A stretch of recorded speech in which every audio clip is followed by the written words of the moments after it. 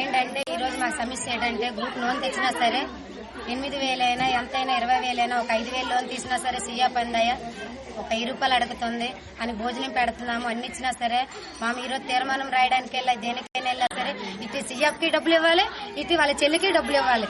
ఒక డాక్యుమెంట్ నింపినా సరే ఏదైనా సరే దీనికి ఒక 1000 రూపాయలు దానికి ఒక 1000 రూపాయలు అడుగుతుంది. ఒక 20,000 30,000 రూపాయలు లోన్ అయితే తెచ్చినా సరే దానికి ఒక 2,000 3,000 అడుగుతుంది. మా సమస్య ఏంటంటే ఇన్ని రోజులు మేము చెప్పలేదు, ఈ రోజుకి మాకు కష్టం వచ్చింది, మాకు చాలా బాధ అనిపిస్తుంది. ఆ సీఎం మాత్రము మాకు అనవసరం లేదు సార్. మా పెద్దలకి చిన్నలకి అందరూ మేము కోరుకుంటున్నాము, పై ఆఫీసుకు కూడా మేము అందరికి చేరుకుంటున్నాము. ఆ సీఎం మాత్రము దయచేసి చెప్తున్నాము, ఆ సీఎం మాత్రం తీసేయండి సార్. ఇది ఒక దండవాలి చేస్తున్నాను. ఈ రోజు మహిళలు చాలా బాధ అనిపిస్తుంది. ఎందుకంటే గ్రూప్ లో మహిళలు అందరికీ ఒక గర్భిణితో ఉన్నా సరే దేంతో అయినా బాబుతో వెళ్ళా సరే ఒక సీఎం కాడికి వెళ్ళా సరే సీఎం ఏమంటది అసలు బాగండి అమ్మా నా పని చేసుకోవాలి అన్ని చేయాలి అని అంటుంది. దీని గురించి పక్క ఊర్లో ఏజెంట్లు సభ్యులు అందరూ వెళ్తుంటే ఆ సీఎం ఇంటింటికి వెళ్ళి పనిచేస్తుంది. ఈ రోజు నేను సీఎంనే, ఆ సీఎం పెడితే మన సభ్యులకి ఏజెంట్ల కాడికి వెళ్ళాలా, మనకు 12,000 రూపాయలు శాలరీ వస్తుంది.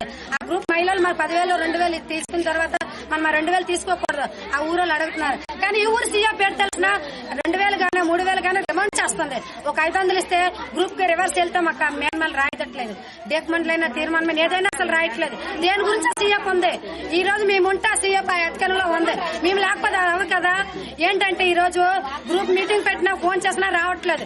ఏపీఎం సార్ చెప్పమంటది, ఏపీఎం సార్ చెప్తే సార్ కూడా మాకు అంగీకరించట్లేదు. ఈ రోజు మీటింగ్ కి వెళ్తున్నాము, ఏమో వచ్చారంటే మీటింగ్ ఒక అడిగి లేట్ అయినా సరే 200 రూపాయలు ఫైనల్ తీసుకుంటుంది. ఈ రోజు పడుతూ ఉన్నా సరే ఆ పిల్ల లేట్ అయినా సరే తీర్మానం చేసుకుంటుంది. డబ్బులు ఇవ్వమంటే 800 కలుసుకుంటాను పర్లేదు అన్ని చేసుకో. ఇప్పుడు మీరు ఒక అధికారిగా వచ్చారు, మీకేందో కుర్చీ వేయడానికి కూడా మాకు కుర్చీలు లేవు, టెంట్లేవి మాకు. నిన్న మన గ్రూప్ అయ్యంటే మాకు 10 సంవత్సరాలు అవుతుంది సార్. పాత గ్రూపాలు ఉన్నాను, ఇంతకుముందు ఎవరు రాలేదు. ఇప్పటికేనంటే మాకు కష్టం వచ్చింది కానీ ఎవరు అంగీకరించలేదు. ఈ రోజుకి అందరం ఒకటి అయ్యాము. అయిన తర్వాత మాకు ఆ ఏజెంట్ వద్దు, ఆ సీఎఫ్ మాత్రం వద్దు. మాకు మమ్మల్ని చెప్తున్నాం, ఆ సీఎఫ్ మాత్రం మాకు అనవసరం లేదు.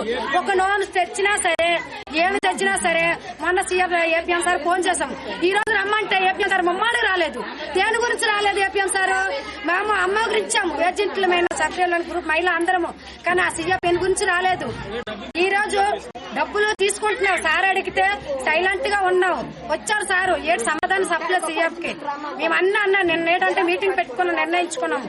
ఈ ఏజెంట్ అన్నయ్య వచ్చారు, సభ్యులు వస్తే సభ్యులు రద్దు, ఏజెంట్ కమ్మంటున్నాం. ఆ ఏజెంట్ కి ఏదో కష్టం ఉంటది. ఈరోజు సభ్యులు వచ్చిన తర్వాత మనం ఒక ఇచ్చేసుకోవాలి కదా సార్. మా శ్రీకాకుళం జిల్లా ఇచ్చేపురం మండలం బూచిపడ పంచాయతీ డొంకూరు గ్రామం నుంచి చీకటి సంధ్య నేను మాట్లాడబోతున్నాను. మాది బ్రహ్మ అనే గ్రూపు, నేను ఏజెంట్ గా మాట్లాడుతున్నాను. ఈ రోజు ఏంటంటే మా ఊరికి గత 15 సంవత్సరాల నుంచి ఒక సీఎఫ్ అనేది ఇప్పటి వరకు కొనసాగుతుంది. 15 సంవత్సరాల నుంచి వాళ్ళ పట్ల ఎలా ప్రభావం చేస్తుందో, వారి పట్ల ఎలా నడుస్తుందో మాకైతే తెలియదు. మేము గ్రూప్ క్రియేట్ అయ్యి 1 ఇయర్ అవుతుంది. మమ్మల్ని ఉదాహరణగా తీసుకుంటే మమ్మల్ని ఏంటంటే నేను గ్రూప్ తయారయ్యి ప్రెగ్నెన్సీగా ఉండేటప్పటి నుంచి ఏజెంట్ గా ఉన్నాను. అప్పటి నుంచి మమ్మల్ని ఎలా అంటే ఒక పరుగు పందెంలా మమ్మల్ని అటు ఇటు కొనసాగిస్తుంది. అలాగే కాకుండా ఒక గ్రూప్ గా ఒక లోన్ పెట్టాలంటే ఆవిడకి లోన్ లంచంగా ఒక 1000 రూపాయలు చేతిలో పెడితేనే నీకు లోన్ ఇస్తాను, లేకపోతే నీకు కుదరదు, నాకు సంబంధం లేదు అంతే రీతిగా మాట్లాడుతుంది. అలాగే కాకుండా ఒక పాప తల్లి అంటే చిన్న పిల్లలు వదిలేసి కూడా తన డ్యూటీ నువ్వు రావాలి, రాకపోతే నీ పని నేను చేయను, అవసరం లేదు, నా కాళ్ళ క్రింద నువ్వు ఉండేటట్లుగా అటు రీతిగా మాట్లాడుతుంది.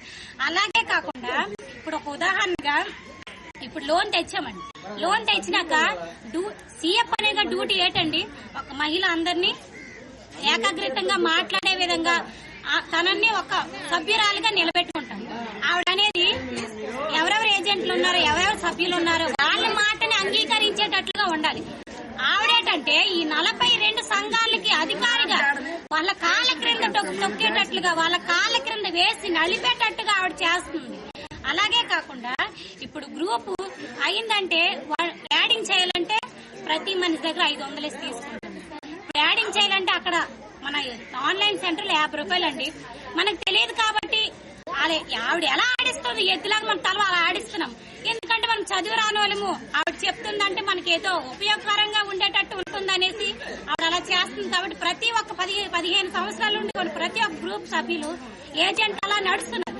మాకేంటంటే మేము చదువుకున్న వాళ్ళం, నిలదీసే హక్కు మాకుంది, మాట్లాడే హక్కు మాకుంది. కాబట్టి ఈ రోజు పద్ధతిని, ఆవిడ టైమింగ్ సెన్స్ ని, ఆవిడ ఇన్నోసెంట్ ని, ఆవిడ రెక్లెస్ ని, ఆవిడ అగ్రెషన్ ని తగ్గించాలంటే మనము ఎంత చేసినా కూడా ఇప్పుడు మన ఆవిడ సపోర్ట్ గా ఒక ఏపీఎం సార్ ఉన్నారండి. ఆవిడ ఏంటంటే ఆవిడ లంచాలు ఇచ్చి అతన్ని ఇంకా డ్యూటీలో కొనసాగిస్తుంది. మొన్న రీసెంట్ గా మేము ఒక మీటింగ్ పెట్టుకున్నామండి. పెట్టుకుంటే ఆవిడ ఏంటంటే బుక్స్ ఏం తీసుకురాదు. ఒక మీటింగ్ వెళ్ళాలంటే బుక్స్ ఖచ్చితంగా బుక్స్ ఉండాలి. అలాంటిది ఆ బుక్స్ పట్టుకొని రాలేదంటే దాని అర్థం ఏంటండి? మాకు దీంతో సంబంధం లేదు. నేను ఎలా ఆడితే. నమస్కారం, నా పేరు కృష్ణ డొంకూరు సార్. మత్స్యకార కమ్యూనిటీ యందు 42 గ్రూపులు మహిళా సంఘ మహిళా అధ్యక్షులు, సంఘాల సభ్యులు, లీడర్లు అందరూ ఉన్నారు సార్. గత 15 సంవత్సరాల నుంచి సీఎఫ్ మీద కంప్లైంట్లు వచ్చినప్పటికీ ఆ ఏపీఎం గారు ఇదో అదని చెప్పేసి సభ్యులకి సర్ది చెప్తున్నారు. ఇక మీదట ఆ కంప్లైంట్ అనేది మా వరకు వచ్చింది సార్. మేము నేరుగా కలెక్టర్ వారికి ఫిర్యాదు చేశాం. ఫిర్యాదు చేసిన ఏడల కలెక్టర్ గారు ఏపీఎం సార్కి రిఫర్ చేశారు. ఇది రీవెరిఫికేషన్ చేయమని. రీవెరిఫికేషన్కి వచ్చి అందరు అంగీకారం తీసుకుని సభ్యుల దగ్గర సంతకాలు సేకరణ చేసి సీఎఫ్ను తొలగించడానికి అంగీకార పత్రం ఇచ్చినా సరే ఆయన ఇంకొకసారి మీటింగ్ పెట్టుకోండి, మళ్ళీ మీటింగ్ వస్తామా అని చెప్తున్నారు. ఈ రోజు మీటింగ్ పెట్టుకుని వస్తామన్నారు, రాలేదు సార్. ఇలా ఎందుకు మీరు చేస్తున్నారంటే సమాధానం లేదు. ఆ సీఎఫ్ను పిలిపించి మాట్లాడమంటే అది కూడా మాట్లాడదు. కనీసం హాజరేసి వెళ్ళిపోతుంది. ఎందుకు వచ్చిందో తెలియదు. బుక్కులు తీసుకురమ్మన్నాం. గ్రామంలో మహిళా సంఘాల అధ్యక్షుల దగ్గర ఈ బుక్కులు ఉన్నాయి కదా, తీర్మాన పత్రాలు బుక్కులు ఉంటాయి. ఆ తీర్మానం ఎంటర్ చేస్తామంటే ఆ తీర్మానం కాపీ కూడా ఇవ్వట్లేదు.